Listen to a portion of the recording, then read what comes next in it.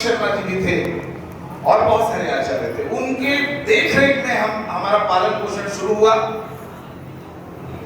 उनके कठोर अनुशासन के बीच में हमने यहाँ रहना शुरू किया। बुरी आदतों ने हमारा पीछा किया, लेकिन आचार्यों ने हमें पग पग पर संभाला, ढांढस दिया, दंड भी दिया।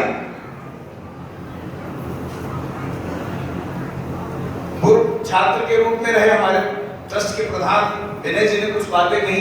मैं संपूर्ण स्नातक मंडल और उनकी कुछ स्मृतियों को साझा करना चाहूंगा।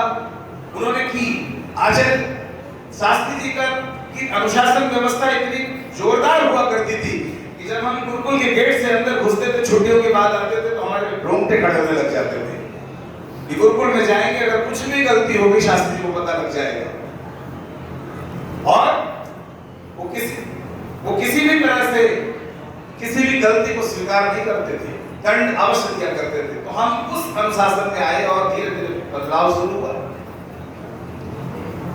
तो इतना ही नहीं था उनका अनुशासन, उनका एक पहलू और था जो यहाँ नहीं कहा है, मैं कहना चाहूंगा। मेरे बहुत सारे स्नातक उससे सहमत भी होंगे और उसके स्मृतियों में भी जाएंगे। बहुत सारी बातें, बहुत सारी चीज है, समय थोड़ा पड़ जाएगा। बहुत देर से हम लोग चर्चा कर रहे हैं। भवभूति ने एक बड़ा प्यारा सा श्लोक कहा है, वज्रादपि कठोराणि मृदूनि कुसुमादपि। हमारे प्रिय आचार्य का व्यक्तित्व कुछ ऐसा था, कठोर थे वो। जब बात आती थी अपने शिष्यों को और विद्यार्थियों को बनाने की, तो बहुत कठोर थे, लेकिन वो बहुत कोमल भी थे। जब हम रोटियां खाते थे तो कई बार कहा करते थे, तुम अन्न के कीड़े हो, रोटियां खा जाते हो 5-5, 6-6 इतनी रोटियां खा करके तुम्हें नींद आएगी, पढ़ाई कब करोगे। और उसके बाद जब गेहूं खत्म हो जाता था तो मणिपुर से अपनी ट्राली में भर के हमारे लिए गेहूं लाया करते। ये उनका कोमल पक्ष बता रहा है। गेहूं साफ करने का हम लोग का प्रयास लगता था तो आचार्य जी झाड़ू लेकर खुद बैठ जाया करते। ये वो शास्त्री जी थे। ये सारी बातें कोई नहीं बता सकता, क्योंकि हमने उनके साथ जीवन जिया है। हम उन पहलुओं को गहराई से हमने देखा। बहुत बड़ा व्यक्तित्व था, सामाजिक पहलुओं पर लोगों ने बताया। हम शब्दों में उस व्यक्तित्व को अगर बांधना चाहें और थोड़े से रूप में उनकी समीक्षा करना चाहें तो ये संभव ना होगा, कथमपि। तो ऐसे आचार्य के देख रेख में हम पले और उसका परिणाम देखिए, इस गुरुकुल भूमि की तासीर देखिए। एक ऐसा बिगड़ा हुआ विद्यार्थी आया जिसके पिता उम्मीद छोड़ चुके थे। उन्होंने कहा, कोई बात नहीं, मैं इस विद्यार्थी को अपने गर्भ में लेता हूं, इसको अपने विद्यार्थी के रूप में, पुत्र के रूप में अपने घर में लेता हूं। जैसा कि जब शुरुआत में हमें गुरुकुल में प्रवेश कराया जाता है तो ऐसा कहा जाता है। तो सच्चे अर्थों में वो आचार्य थे। ज्यादा शब्द उन्होंने पढ़ाए नहीं, लेकिन गढ़ने में उन्होंने जो भूमिका अदा की है उसकी बड़ी भूमिका है। तो दोस्तों, हम ऐसे अपने आचार्य, अपने पिता तुल्य आचार्य को श्रद्धा सुमन अर्पित करते हैं। वो कहीं नहीं गए हैं, हमारी स्मृति में सदा चिरचिरित रहेंगे। ऐसा विराट व्यक्तित्व, आज उनके जाने से उनका परिवार निश्चित रूप से शोकाकुल है, स्वाभाविक है, हम भी हैं। अब हमें पता है कि आचार्य शास्त्री जी की गालियां हमें नहीं मिलेंगी, उनकी झड़पें हमें नहीं मिलेंगी, कभी नहीं हमें ठोकेंगी। तो ऐसे इन पुत्रों को याद आना स्वाभाविक है, वो कभी नहीं आएंगे हमारे बीच में।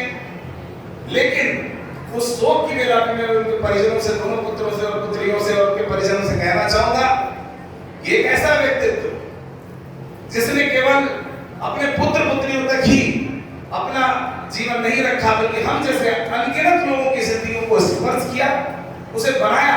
आज अनगिनत स्नातक उनके उस कृतज्ञता को उजागर कर रहे हैं यहाँ बैठकर, और बहुत दूर जहां भी वो बैठे हैं वो अपनी स्मृतियों, अपनी श्रद्धा की भावनाओं को अर्पित कर रहे हैं। मैं अपनी गहराई से, हृदय की गहराई से मैं अपने प्रिय आचार्य आदरणीय अधिष्ठाता जी देवराज शास्त्री जी को अपनी भावांजलि अर्पित करता हूं इस अवसर पर।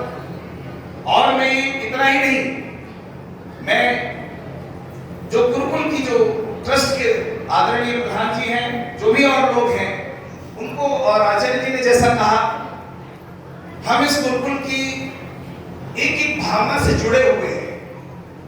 इस संस्था के गिरने से उतना ही दुख हमें भी होता है जितना किसी और को हो सकता है। जितनी चिंता आप लोगों को है, उससे कमतर चिंताएं स्नातकों को, इन सारे के सारे समाज के लोगों को है जो इस गुरुकुल से कहीं ना कहीं जुड़े हुए थे। और देवराज शास्त्री जी ने बड़े सलीके से बहुत सारे लोगों को इस संस्था से बांध रखा था। अलग अलग तरीके से वो भूमिकाएं निभाते थे, जो राजनीतिक लोग हों, सामाजिक लोग हों, छात्र हों, कैसे भी हों। तो बहुत सारे लोग अदृश्य रूप में, सुचिंतक के रूप में विद्यमान हैं इस सभा में भी और इस सभा के बाहर भी। आचार्य जी, उन सबको अब जोड़ने का काम आपका है, उनसे उनका सहयोग लेने का कार्य अब आपका है, पहल आपको करनी पड़ेगी। अगर हम कुछ चुनिंदा तरीके से काम करेंगे तो ये गलत तरीका होगा। अगर हम किसी आचार्य की आलोचना और समालोचना में लगेंगे तो ये गलत बात होगी, क्योंकि हम विद्यार्थी हैं, हमारी भावनाओं से, क्योंकि इस गुरुकुल संस्कृति में जब हमको समावर्तित करके भेजा जाता है तो उपनिषद के आचार्य के शब्द मुझे याद है। वो कहते हैं कि आचार्य कैसा होता है। आचार्य स्वयं कहता है विदा करते हुए हमको कि अन्यस्माकं सुचरितानि तानि तो उपास्यानि नोतराणि।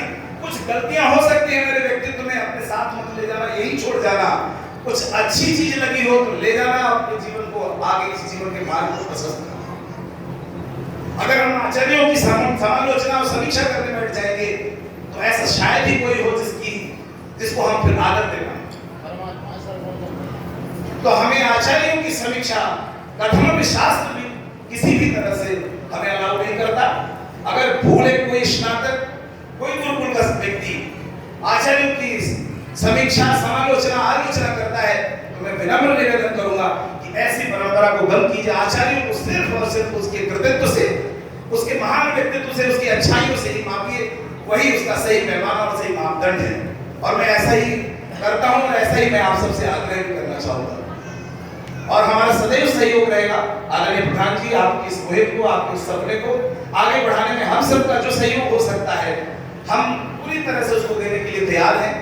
हाँ, हम देवराज शास्त्री नहीं बन सकते, हम आकर अपना पूरा जीवन नहीं यहाँ लगा सकते, लेकिन हम अपना एक छोटा सा सहयोग जिस भी रूप में बन पड़ेगा, इस गुरुकुल को जरूरत होगी, जरूर देंगे, हम वादा करते हैं। और मैं समझता हूँ हमारा सारा स्नातक, मैं उनका प्रतिनिधित्व करते हुए मैं यहाँ बोल रहा हूँ, तो मुझे लगता है कि ये सारे हमारे स्नातकों की यही एक भावना होगी।